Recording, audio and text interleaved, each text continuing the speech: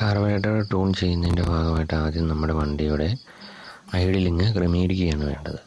അതായത് വണ്ടി സ്റ്റാർട്ടാകുന്ന സമയത്ത് ആക്സിലേറ്റർ കൊടുക്കാത്ത അവസ്ഥയിൽ വണ്ടി ഓഫാകാത്ത രീതിയിൽ അഡ്ജസ്റ്റ് ചെയ്യുക. അതിനുവേണ്ടി നമ്മൾ ആദ്യം കാർബറേറ്ററിൻ്റെ ഇടതുഭാഗത്തുള്ള ഐഡിൽ ലിമിറ്റ് അഡ്ജസ്റ്റ് ചെയ്ത് അത് വണ്ടി ഓഫാകാത്ത അവസ്ഥയിൽ ഐഡിലിങ്ങിൽ അഡ്ജസ്റ്റ് ചെയ്യുക. അതിനുശേഷം നമുക്ക് കാണാം ആ വശത്ത് തന്നെയൊരു ബ്രാസിൻ്റെ ചെമ്പ് നിറത്തിലുള്ളൊരു സ്ക്രൂ കാണാം. അത് ക്ലോക്ക് വൈസിലേക്ക് വലതുഭാഗത്തോട്ട് തിരിച്ച് അത് മുഴുവനായിട്ടും ടൈറ്റ് ചെയ്യുക. അപ്പോൾ വണ്ടി ഓഫാകും. അതിപ്പം മുഴുവനായിട്ടും ടൈറ്റായി കഴിഞ്ഞു. ഓഫായ അവസ്ഥയിൽ വണ്ടി സ്റ്റാർട്ടാക്കി കഴിയുമ്പോൾ ഇപ്പോൾ വണ്ടി സ്റ്റാർട്ട് ചെയ്തതാണ്. നമ്മളത് നേരെ ഇടത് ഭാഗത്തേക്ക് ലൂസ് ചെയ്യുക, നേരത്തെ തിരിച്ചതിൻ്റെ ഓപ്പോസിറ്റ്. അപ്പോൾ വണ്ടിയുടെ റേസിങ് കൂടി വരുന്നതായിട്ട് കാണാൻ സാധിക്കും.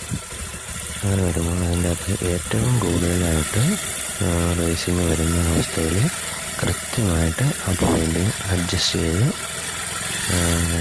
ആ സ്ക്രൂ തിരിച്ച് കറക്റ്റ് ആ പോയിൻറ്റിൽ കൊണ്ടുവരിക. നമുക്ക് ശബ്ദം കേൾക്കുമ്പോൾ അത് കറക്റ്റായിട്ട് അറിയാൻ സാധിക്കും.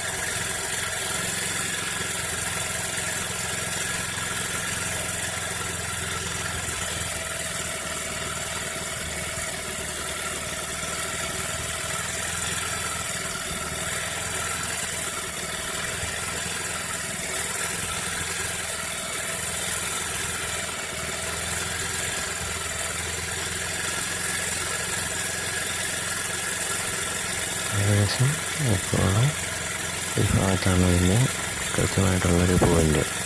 അതിനാൽ നമ്മുടെ ശബ്ദം അനുസരിച്ച് അത് അഡ്ജസ്റ്റ് ചെയ്തെടുക്കുക.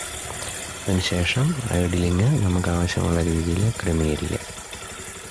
അതിനുശേഷം മൈലേജ് ടെസ്റ്റ് ചെയ്ത് നോക്കാവുന്നതാണ്. തീർച്ചയായിട്ടും 20-നും 40-നും ഇടയ്ക്ക് ശതമാനം മൈലേജ് വർദ്ധിച്ചിട്ടുണ്ടാവും. അതുപോലെ തന്നെ നമ്മുടെ RPM മീറ്ററിൽ RPM മീറ്ററുള്ള നമ്മുടെ പൾസറിനാണ് ഇപ്പോൾ ചെയ്തിരിക്കുന്നത്. RPM ഉള്ള ഇതിൽ കാണിക്കും നമ്മുടെ ഐഡിലിംഗ് സ്പീഡ്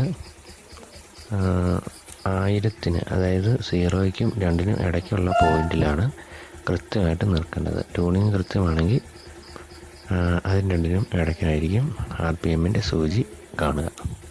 താങ്ക് യു.